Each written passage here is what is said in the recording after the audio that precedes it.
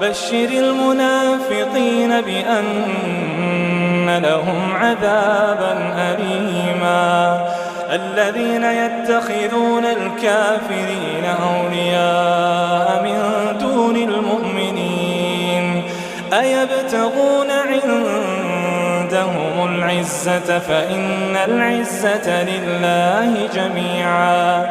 وقد نزل عليكم في الكتاب أن إذا سمعتم آيات الله يكفر بها ويستهزأ بها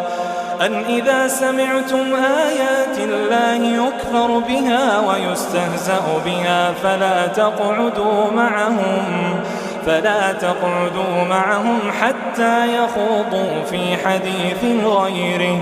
إنكم إذا مثلهم إن الله جامع المنافقين